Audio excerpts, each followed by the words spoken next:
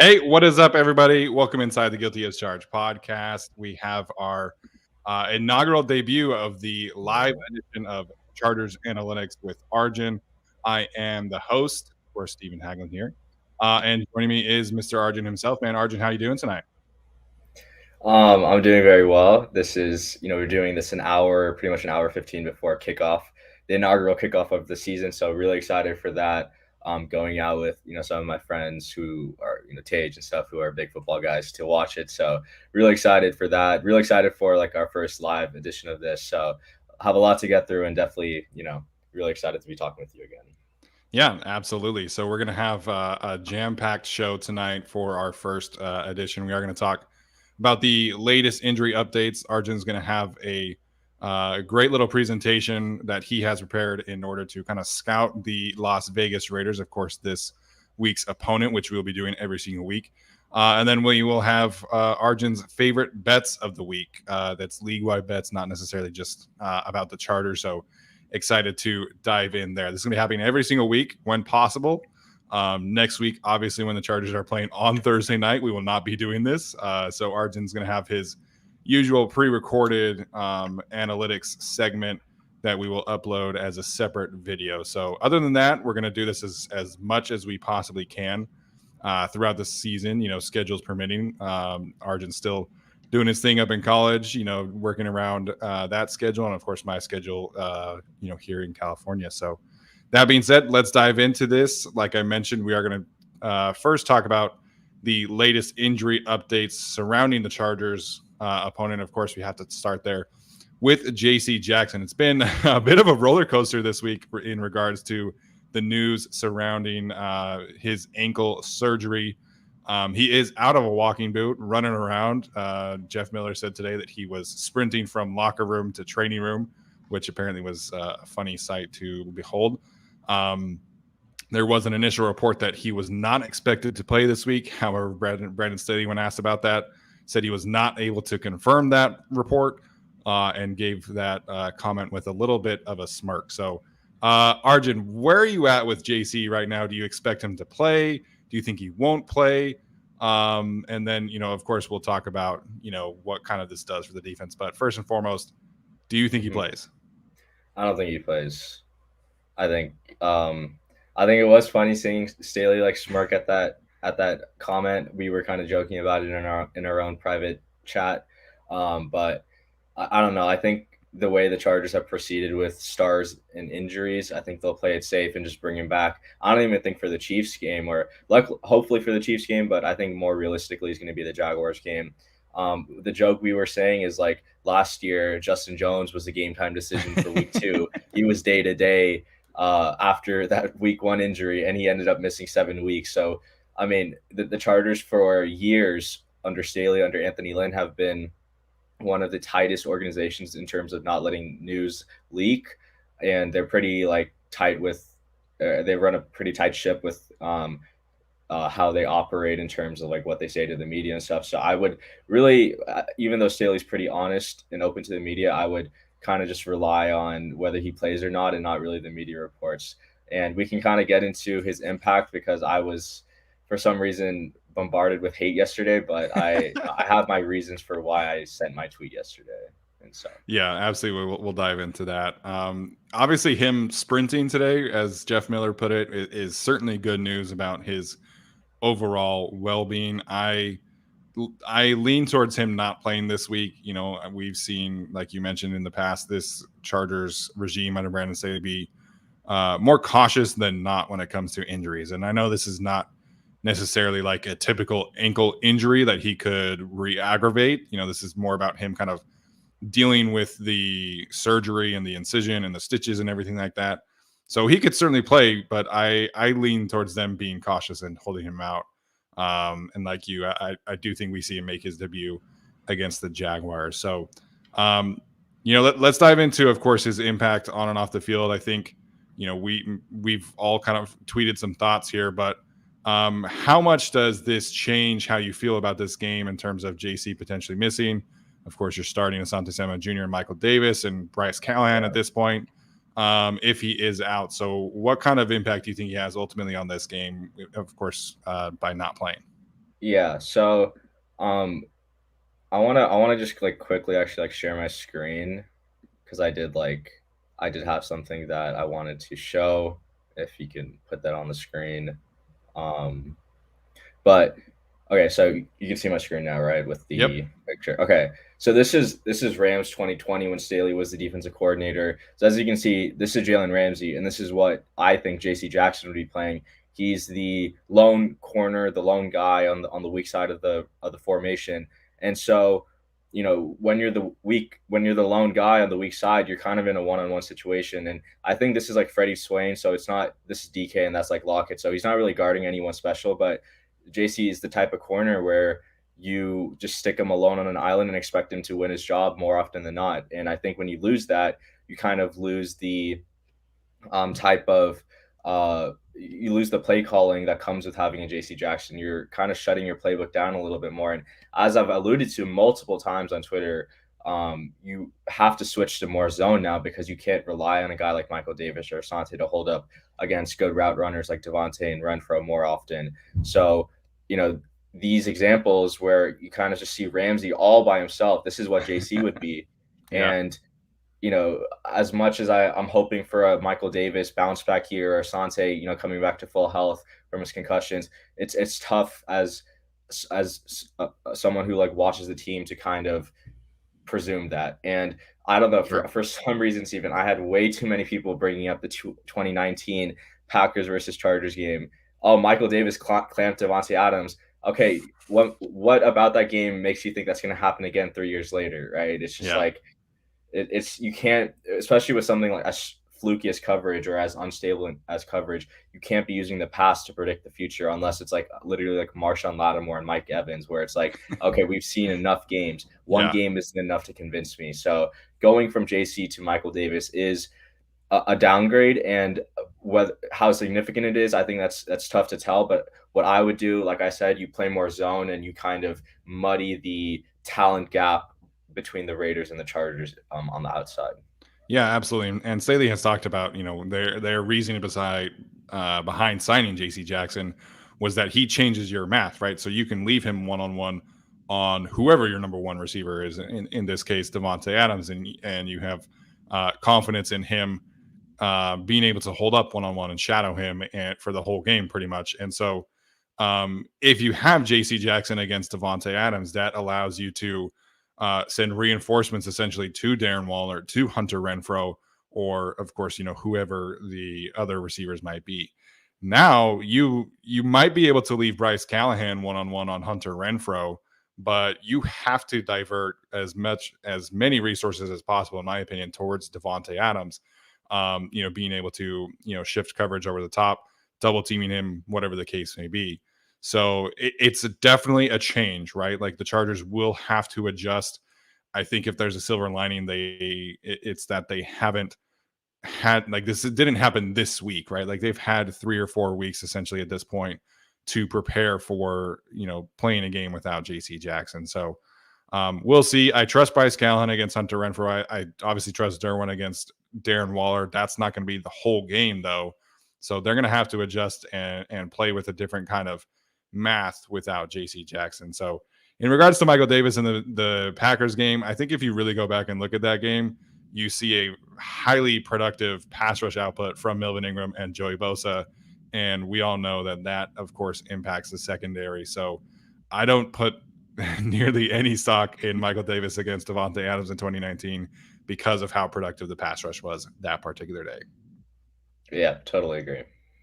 So, of course, the other injury here to monitor, I'm a little surprised at kind of just the lack of progress here. And that's Donald Parham and his hamstring injury. He has been off to the side, not practicing. Of course, this is definitely not as impactful as JC Jackson and not potentially not having him. But I do think this, again, kind of changes things with how you're going to construct your game plan against the Raiders, who I think are particularly weak up the middle of that defense, and not having Donald Parham be able to stretch the seam vertically and be able to be that red zone threat up the middle. I don't think it necessarily impacts their chances of winning, but I think having Donald Parham certainly makes it a little easier against the Raiders defense. Yeah, I agree, and I agree with your point that like I don't think it impacts their like win probability too much, especially since he's kind of tight end too. But we did see the Chargers struggle in the red zone to start the year last year, and Parham's probably one of the best red zone weapons at the Rays in the NFL. So, you know, probably one of the key points of emphasis is you got to put up 7 when you get to the low red, and especially Yes. against a team like the Raiders, who we really don't know how good or bad their offense is going to be. You need to be able to take advantage of a lot of those opportunities in the red zone. But maybe without him, we see the Chargers transition to more running the ball down in the low red, especially with how bad the Raiders interior is. Yeah, absolutely. And we've heard Brandon Staley talk about Angelo Lombardi. Both have talked about the impact that Sony Michel is going to have on this game. And Tyler and I both, really wanted to see how the rushing attack was going to be constructed this week. All right, let's dive in here, Arjun, to your report essentially on the Las Vegas Raiders. Again, this is the whole idea here is to be a little bit more active, so interactive. So if you guys have a question about what Arjun is talking about, feel free to ask it in the chat. We're not going to answer all of them, obviously, but if something is just kind of not clicking for you, we will take it, and then I'll have some thoughts as Arjun is doing his presentation as well. So, all right, Arjun, floor is yours, man. All right. So just to quickly preface what I'm going to show, basically, I kind of created a weekly game plan. Everything is automated and everything is with public NFL data. So if you guys wanted to make these charts or pull these stats up, it is possible just with some coding knowledge. And this isn't exactly something that's a finished product. I plan to add to it throughout the year as more data comes in and as we get a better picture of what teams are. And again, this is like it's more like a public tool. This isn't something I would necessarily present to coaches. I definitely like improve it a little bit more if I had more time. But obviously, with the time constraints of being in school and having other priorities, this is definitely something that I wanted to put together for you guys. So we're looking at opponent scouting for the Raiders. So I'm going to do my best to kind of switch between just to make sure you guys are able to see everything. So if I do that, okay, perfect. So first thing we're going to look at a breakdown of offensive personnel packages from 2021, the regular season. So as you can see, the Raiders ran 11 personnel about 60.8% of the time. I think that it's tough to really evaluate the Raiders in general, just because they have a new offensive staff, they have a new defensive staff, as Steven alluded to in his preview episode on Tuesday. So even though the Raiders ran 11 personnel 60.8% of the time, in New England, Josh McDaniels ran 11 personnel only about 53.4% of the time. And the Raiders did run a little bit more 12 personnel. As you can see, their yellow bar is a little bit bigger than the Patriots yellow bar, but the Patriots did run a lot more 21 personnel than the Raiders did. And I believe the Raiders did sign Jakob Johnson to their fullback role. So this is a pretty simple graph. I know it's a lot of information on here, but any main takeaways you have from this, Stephen? I'm very curious to see what Josh McDaniels does here, because I know he has the two really good tight ends. You're talking about Darren Waller and, of course, Foster Moreau.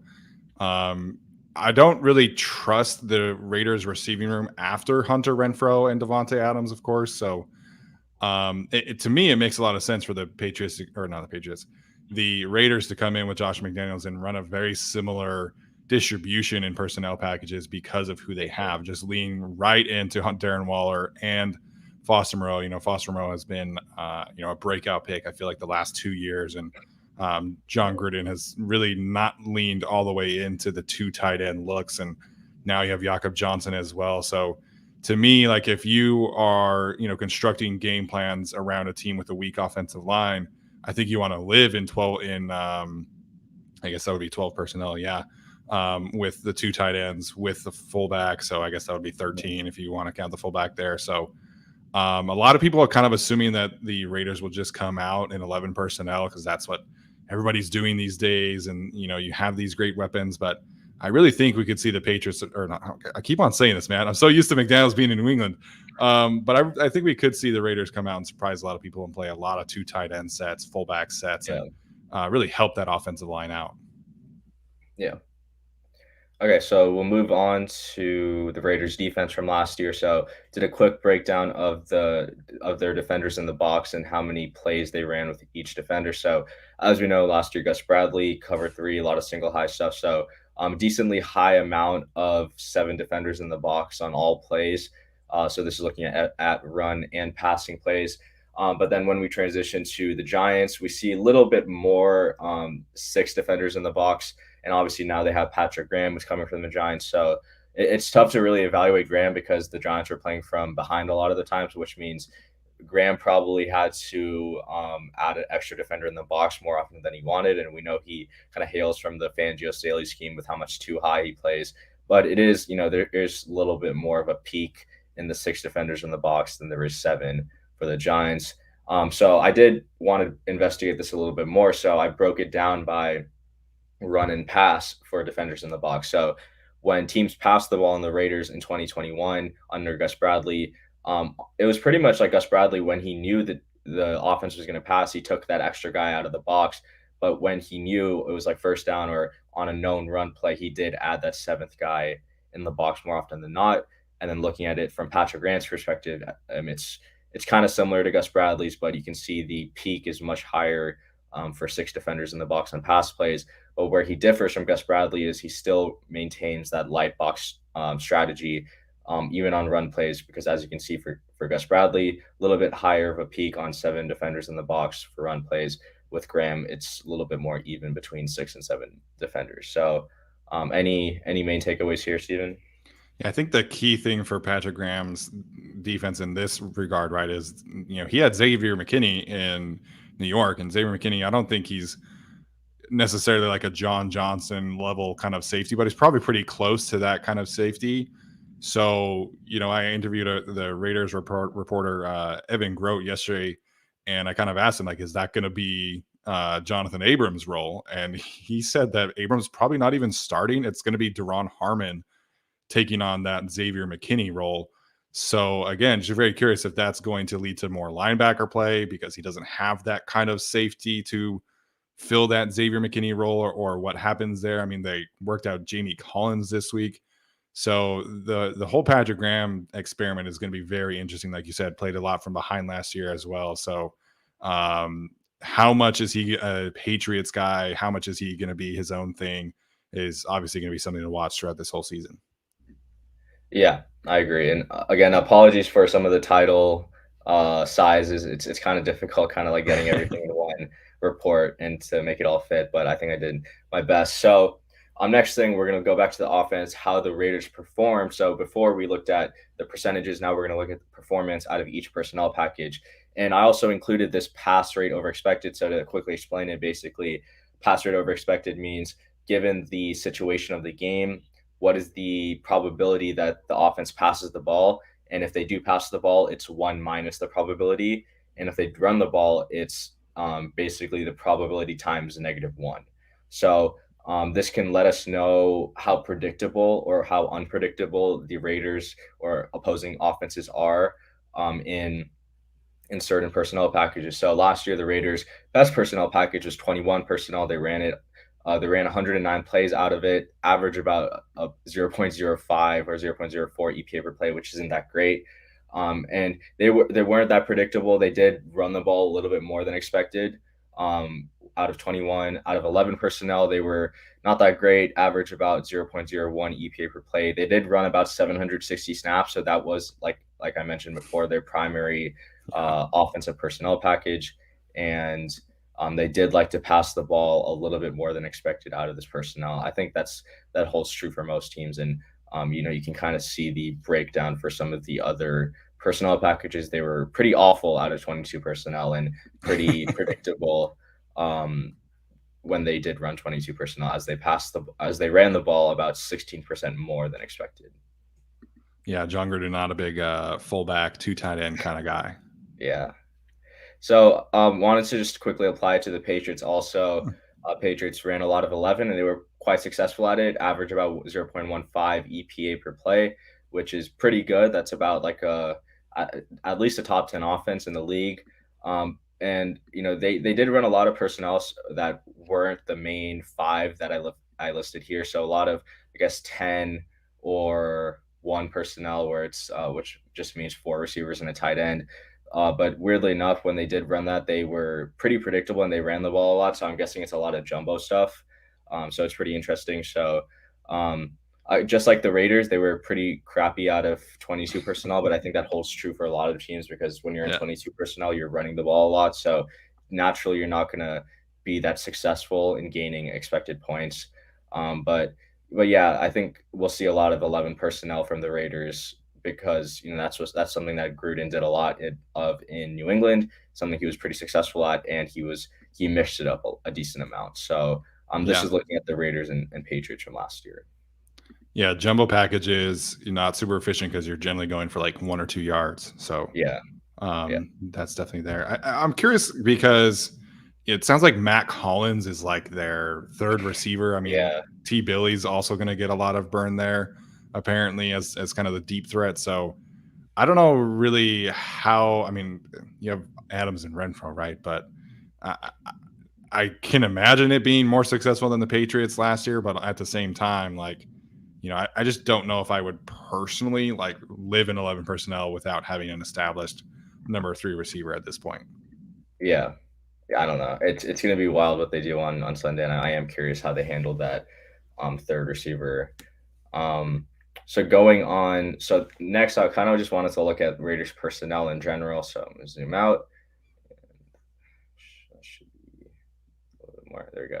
So just looking at like which players played in each personnel from last year. Again, this is the type of data that I really want to see this season's data. I think it's kind of like irrelevant with last season, especially with Zay Sure. Jones gone, Deshaun Jackson gone, Ruggs gone, pretty much Drake gone. Everybody So except for Jacobs, pretty much, and yeah, Renfro, so obviously. the reason I included this, like if I was presenting this to a coaching staff, I would be saying like, oh, okay, if Foster Moreau comes on the field, and we can kind of expect them to play a little bit more 12 personnel, and there's just formation tendencies you can pick up with this. It's not too much to be gleaned from it, but I thought this was a kind of a cool way to present who played the most in what personnel. Like Renfro, when the Raiders went 12, he was, as the slot receiver, he didn't play as much as a guy like Brian Edwards, even though Yeah. Renfro played a lot more in 11 personnel. So some interesting takeaways, definitely something you probably want to pause on and read if you're more interested in this kind of stuff. But just a pretty standard table here. Yeah. Absolutely. Arjun, I don't know if you have this up right now. We had a super chat question Yeah, from Matt about what defenses do Carr and Herbert have success and struggles against. I know that Herbert versus cover 3 was like absolutely incredible last killer. year. Yeah. But off the top of your head, or if you have this, do you know what coverages those two players have struggled against?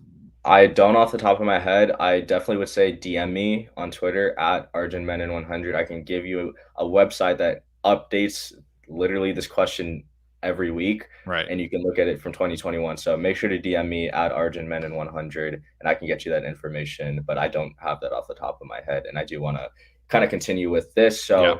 Keep going. looking at the Raiders out of each offensive formation, so, kind of, I guess, ignore the Wildcat. That's probably not going to be something of importance. But Raiders last year, their most successful formation was empty. Pretty predictable. Obviously, you're going to throw a ton of it out of empty.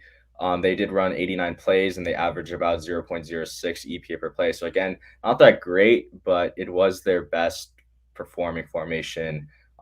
Did run most of their sets out of jumbo or out of shotgun and single back. And the interesting thing is when they did go single back, they were pretty predictable. Like they ran the ball a ton out of under center. And I think this is like one of those things where, okay, if I'm telling the coach, like, okay, if they line up under center in single back or I formation based on last year's data, they're going to be running the ball more often than not. So I think this is something that's pretty interesting. And again, you can pause the screen and look at how they performed and how predictable or unpredictable they were.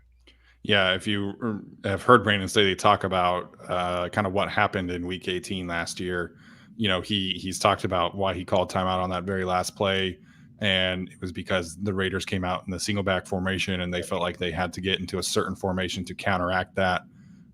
So this is definitely something that I feel like an organization would be talking Yeah. about in this kind of instance. I hope so, and I know the Chargers have some pretty smart people doing analytics for them. So, just quickly going about the Patriots.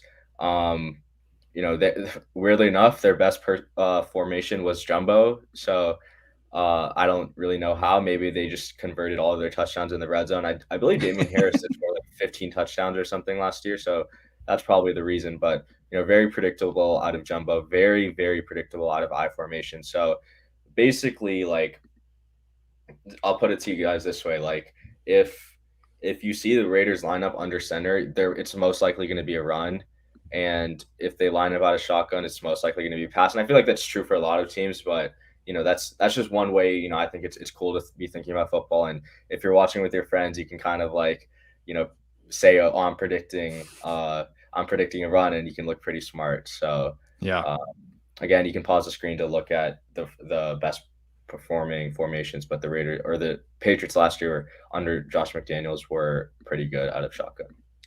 Yeah, and I Um, feel like a lot of that too could be, Mac Jones being a rookie, making things a little easier for him being in shotgun out as opposed to being under center. yeah. Okay, so really quickly, just going back to defense, I should have included this at the top, but I'm just looking at some pass rushing numbers. The Raiders, on average, sent about 4 pass rushers, which is a Gus Bradley special. Weirdly enough, Patrick Graham was a little bit less, so they Oh, ranked 31st under Graham in average number of pass rushers, and they did blitz at a little bit of a higher rate than Gus Bradley did. Of course, he's going to rank last.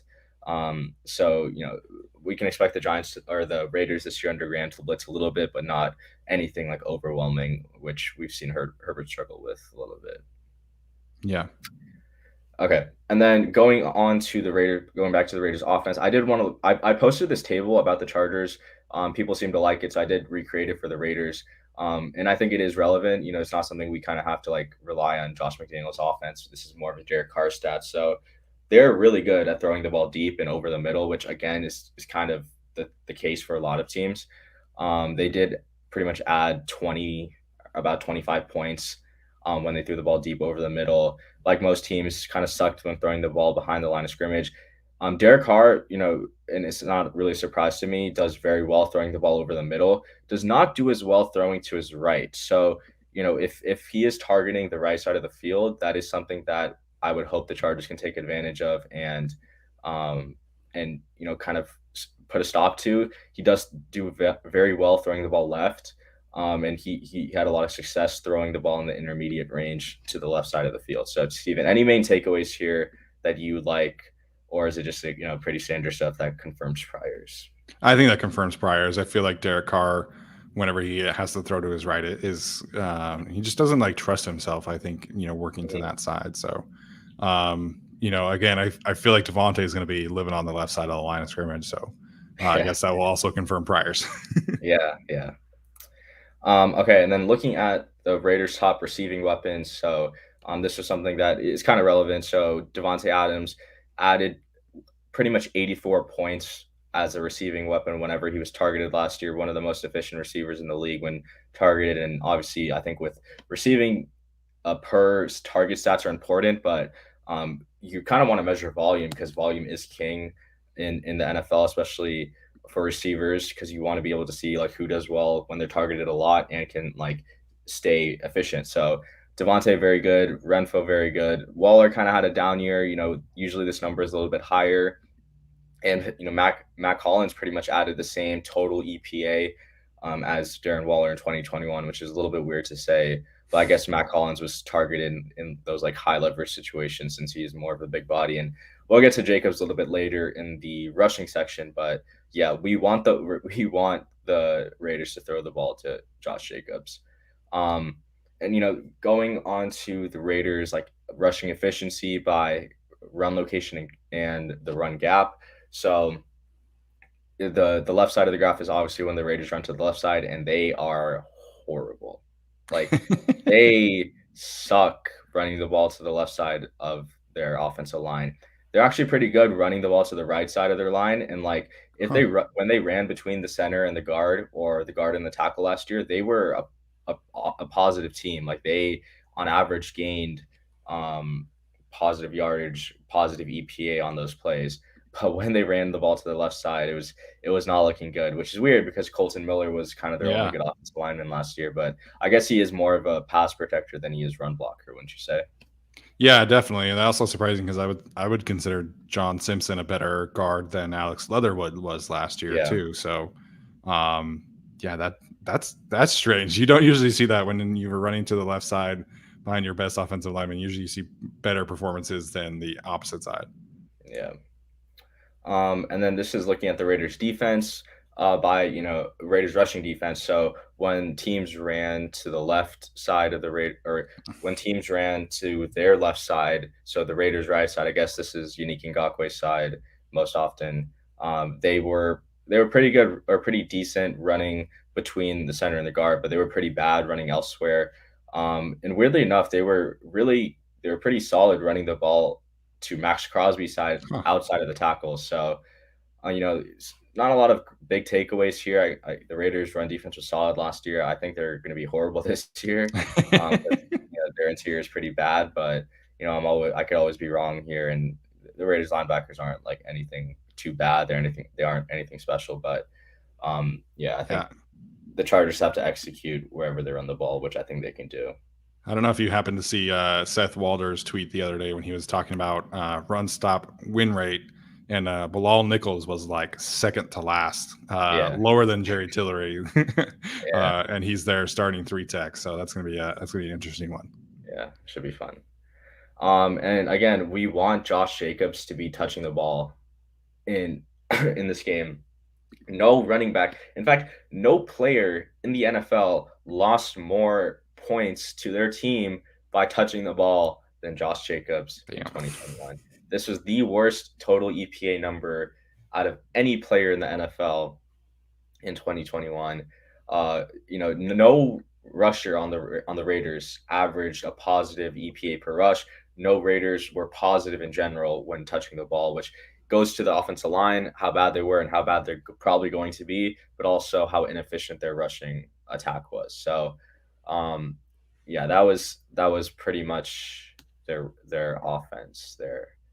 And really quickly, I have to be a little bit time cognizant for myself, but I do have a lot of these stats for the Chargers.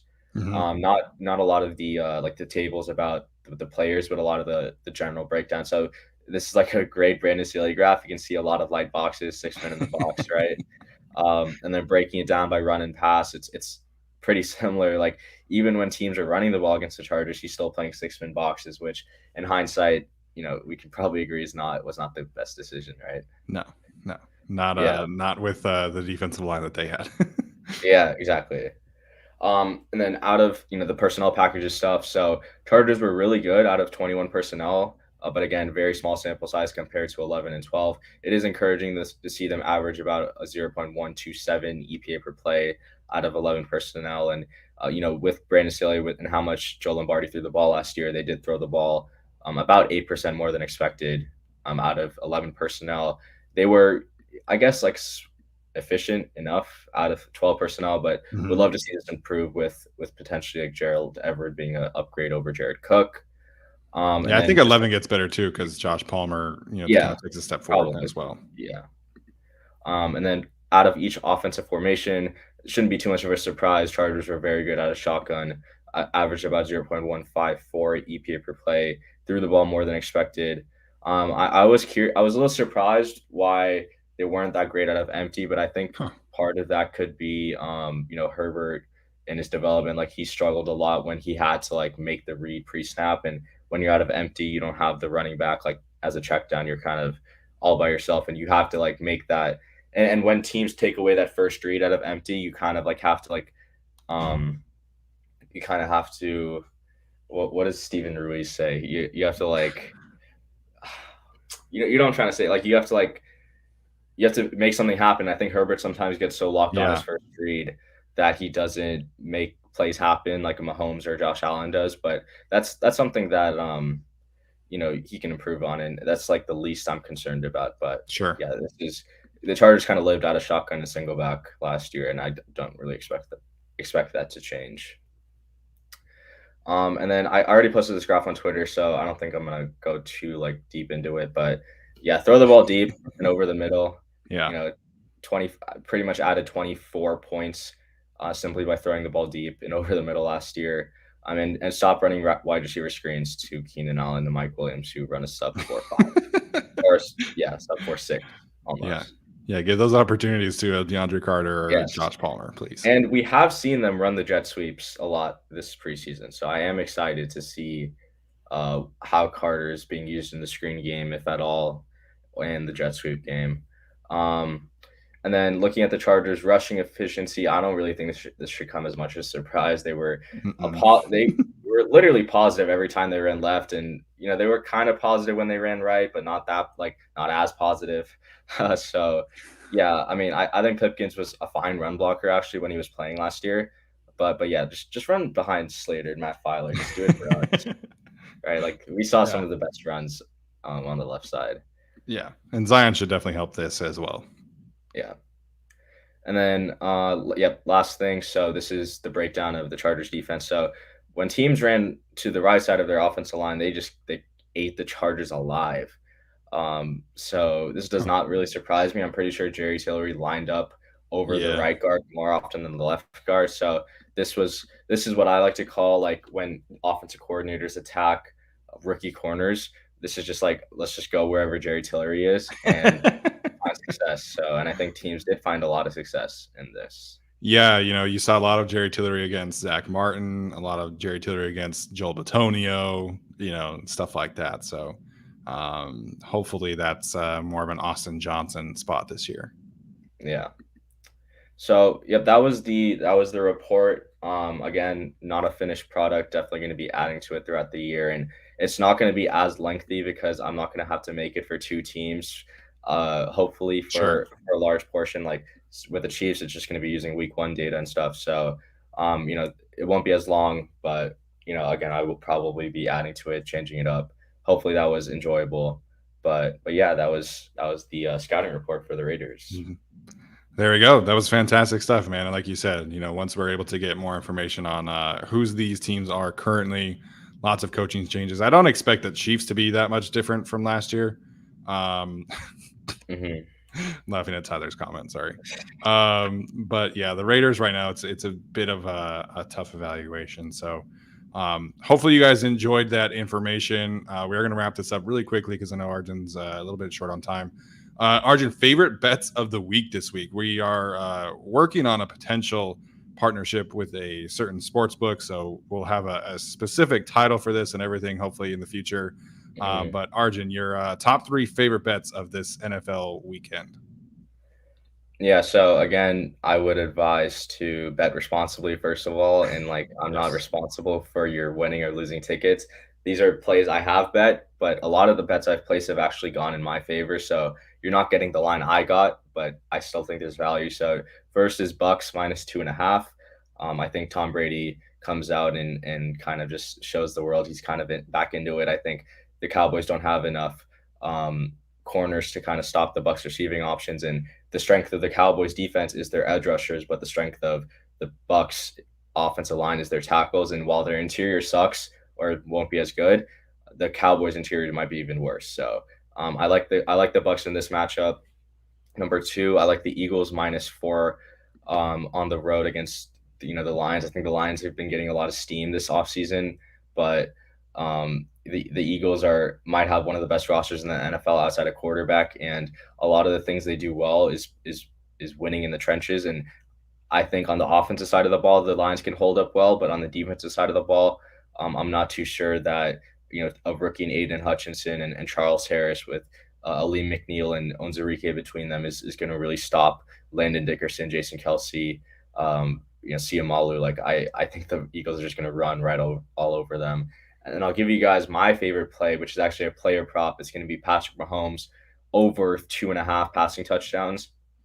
Mahomes has hit this prop every single week in week 1. Mahomes is the greatest quarterback in week 1 in NFL history. You can go look at my Twitter to see that proof. And then finally, the Cardinals, I think defense got worse in the offseason. No Chandler Jones. And they just traded for Trayvon Mullen, who might not even play. So that kind of speaks to what they think about their cornerback room. And, again, Andy Reid and Mahomes have had the whole offseason to kind of show what new offense they've put together, and I don't know if the Cardinals are going to be able to be ready for that, especially since a lot of teams have failed at stopping Mahomes, including us in Week 1. Yeah, absolutely. I saw this thing about the Cardinals that I guess they're like starting slot corner is on injured reserve because he burned himself in a cooking accident or something like that. And Mm-hmm. I'm like, the Raiders, or the Cardinals secondary is an absolute disaster. There's talk about them signing Chris Harris, which is how bad it is right now. So I think those are good bets. The Lions, I think, are going to be pesky this year, but this is a bad matchup for them. I do agree. This is the Eagles' offensive line is so good, and they're going to be able to just run the ball against anybody. So sound bets, like Arjun said, bet responsibly. Don't blame him or us if you lose those bets. I think this is a sound process over results for sure.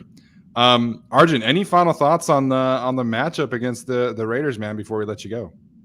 Yeah, final thoughts. I think people thought I was like all doom and gloom after the JC news, but I do still think the Chargers will win. I just think it's going to be a much closer game than anticipated. I think the Chargers offense kind of lights the defense on fire, and I just have a lot of questions about what the defense is going to look like without JC Jackson. But really excited to see this offense back in action. We've been kind of on the Justin Herbert hype train all offseason, and we've heard too many people kind of doubt him or back him up. So I just want the Chargers to come back and regardless of how sweaty or how anxious it's gonna make me, it is the highlight of every year for me just watching them play. So really excited for them to be back and excited to get this dub. Yeah, man. Justin Herbert is going to do filthy things to the secondary on Sunday. So obviously, not potentially not having JC is a concern. We've talked about it a lot, but overall, I think you feel great about the offense, and we'll see what happens. With Josh McDaniels versus Brandon Staley, super interesting coaching matchup. So, Arjun, appreciate the time, man. Appreciate the presentation. Hopefully, you guys enjoyed this conversation. We'll be going live on Saturday morning for our weekly Q&A, and that's where the rest of us will be giving our certain picks for the league as well as our score predictions for the game, and then again taking your questions there, and we will have obviously final updates on injury status, so we'll talk about all of that. So appreciate everybody for tuning in. That's going to do it for the first live show of Chargers Analytics with Arjun. We'll be back in 2 weeks as the Chargers prepare for the Jacksonville Jaguars. Be sure to tune in for Arjun's pre-recorded episode next week against the Kansas City Chiefs. All right, that's going to do it. Bolt up.